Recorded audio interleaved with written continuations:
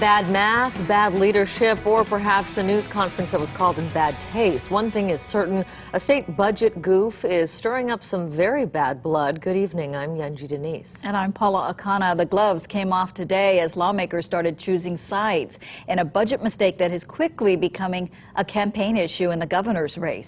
KITV4's Andrew Pereira joining us with more. Andrew.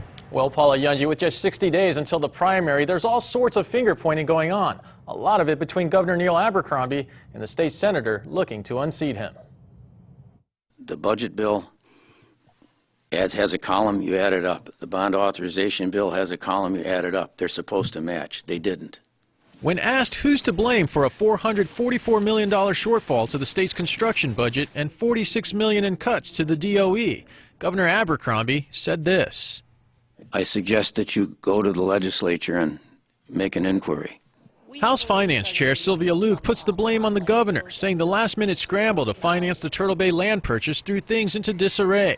Suddenly, a budget blunder has become a political war and the first big bone of contention in the governor's race. Senator David Ige is running against Abercrombie and issued a statement saying he and his staff worked with lawmakers and the administration last week to develop a solution before the governor called attention to the problem with a news conference. So yes, said Ige, I questioned the press conference, but the reason and need for it should be directed to the governor's office. Two Democratic senators tell KITV4 the governor made a bigger deal out of it than necessary. KITV4 political analyst Neil Milner weighs in. He did a nanny boo-boo on them, basically, and it was something that, one, could have been handled differently and certainly could have been handled in a more low-key way by just getting together with the legislator and not holding the public meeting about it. The governor's campaign manager isn't backing down. He's doing the opposite, issuing this statement. Senator Ige can add. As chair of the Senate Money Committee, he was responsible for the $46 million budget discrepancy. This is a significant error that could jeopardize the state's operations and expenditures.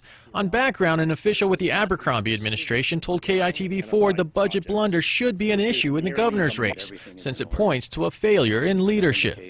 It's something the public should know about, but it's that next step that happens because there's a political campaign. It then becomes an issue about individual competence and about leadership. The only Republican in the Senate says there's plenty of blame to go around. They were aware. We were all aware. I was on the conferences. I was on all the committees.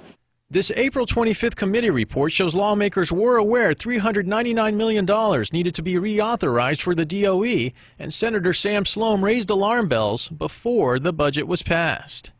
I was the only one in the legislature that spoke out and voted against it. And what I said at the time was there are unconstitutional provisions here. We know about it, and we didn't do anything. Senator Iharo.